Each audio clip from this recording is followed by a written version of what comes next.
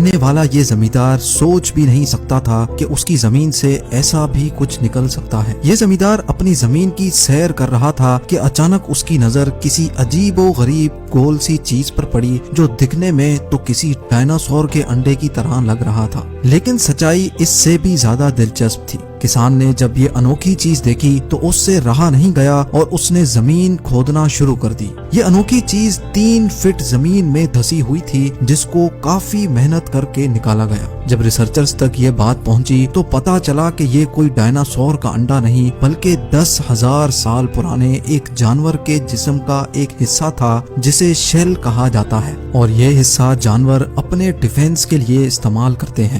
حیرت کی بات تو یہ ہے کہ اتنے سال گزر جانے کے باوجود بھی اس کی مضبوطی میں کوئی خاص فرق نہیں آیا تھا۔ یہ وہ جانور ہے جو اس دھرتی پر 10,000 سال پہلے پائے جاتے تھے اور ان کو گلیپٹوڈون کہا جاتا تھا۔ اس شیل کا جب وزن کیا گیا تو معلوم پڑا کہ یہ 1100 کلو وزنی ہے، یعنی جس جانور کے صرف شیل کا ہی وزن 1100 kg ہو وہ پورا جانور کتنا وزنی ہوگا، اس کا اندازہ آپ خود ہی لگا لیں۔ نمبر 2، 1970 میں کچھ مائنرز سائبیریا کی ایک مائن پر 70 میٹر کی گہرائی میں معمول کے مطابق کام کر رہے تھے کہ اچانک ایک مائنر کی نظر ماربل سے بنے ایک تابوت پر پڑی جو زمین کے اندر بری طرح دھسا ہوا تھا۔ انہوں نے بغیر ٹائم ضائع کیے اس کو باہر نکالنے کا کام شروع کر دیا۔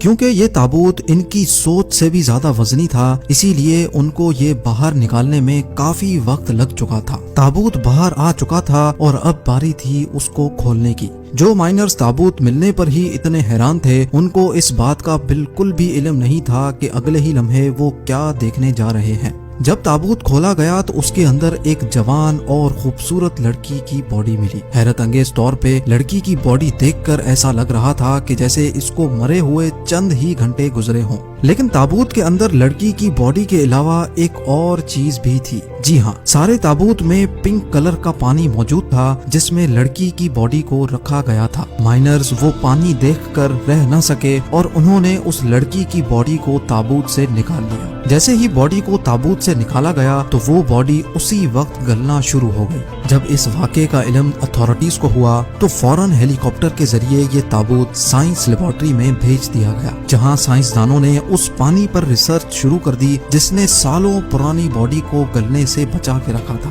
سائنسدانوں کا ماننا تھا کہ کئی سال گزرنے کے بعد اس پانی کا ایکچوئل فارمولا چینج ہو گیا ہے جس کو ریورس کرنا ممکن نہیں ہے، لیکن ایک بات تو کنفرم ہے کہ جس زمانے کی یہ باڈی تھی اس وقت لوگ آج کے دور سے کافی زیادہ انٹیلیجنٹ تھے۔ نمبر 3، امریکہ کی اسٹیٹ میشیگن کا رہنے والا کسان جیمز برسٹل جب اپنی فصل اگانے کے لیے کھیتوں کی کھدائی کروا رہا تھا تو کچھ ہی میٹر کی گہرائی پہ اسے ایک عجیب سی چیز دکھائی دی۔ یہ دیکھتے ہی اس نے کھدائی کا کام رکوا دیا۔ اس چیز کی سچائی جاننے کے لیے زمین کو مزید کھودنا تھا، جس کے لیے مشینری کی مدد لی گئی اور کھدائی کا کام ایک بار پھر سے اسٹارٹ ہو گیا۔ جیسے جیسے کھدائی کا کام ہوتا گیا ویسے ویسے وہ چیز زمین کے اوپر نمودار ہونے لگی۔ معلوم پڑا کہ یہ ایک بہت ہی بڑے جانور کی کھوپڑی تھی۔ جیمز سے رہا نہیں گیا اور اس نے مشیگن اتھارٹیز کو اس بات سے آگاہ کر دیا۔ جب اس کھوپڑی کو لیبارٹری بھیجا گیا تو معلوم پڑا کہ یہ ایک ایسے جانور کی کھوپڑی تھی جو آج سے 15,000 سال پہلے دھرتی پہ رہتے تھے،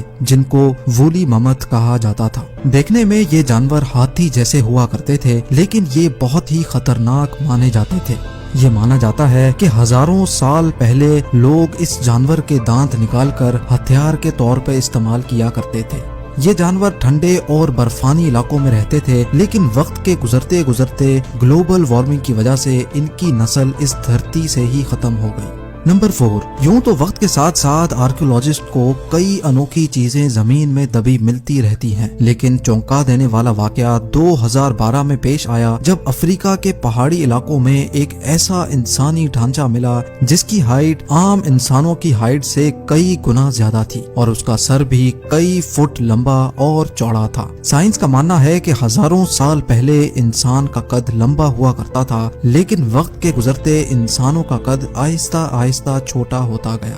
नंबर 5, चिली के कोस्टल हाईवे की रिपेयरिंग के दौरान एक पॉइंट ऐसा आ गया जब हाईवे की रिपेयरिंग का काम रोकना पड़ गया। ये काम चिली के एटाकामा डेजर्ट में चल रहा था, जहां 120 फुट की ऊंचाई पर एक चट्टान के ऊपर 5 नहीं 10 नहीं बल्कि पूरे 75 ढांचे मिले, और वो भी वेल्स के। वर्कर्स को ये समझ नहीं आ रहा था कि रेगिस्तान के बीचों बीच 120 फुट की ऊंचाई पर, जहां से समंदर भी काफी दूर था, वहां एक ही साथ 75 बड़ी बड़ी वेल्स के स्केलेटन क्या कर रहे हैं। आखिरकार जब बात आर्कियोलॉजिस्ट तक पहुंची तो इन्वेस्टिगेशन शुरू हो गई, जिसमें ये मालूम पड़ा कि ये वेल्स के ढांचे 20 लाख से 70 लाख साल पुराने हैं। और रिसर्चर्स का मानना है कि इतने साल पहले ठीक यही जगह समंदर का साहिल हुआ करता था, क्योंकि वेल्स जब भी बीमार होती हैं उनकी फितरत है वो साहिल पर आ जाती हैं। लेकिन इतनी ज्यादा वेल्स आखिर एक ही जगह पर कैसे मरी होंगी, इसके बारे में कुछ भी कहना मुश्किल है।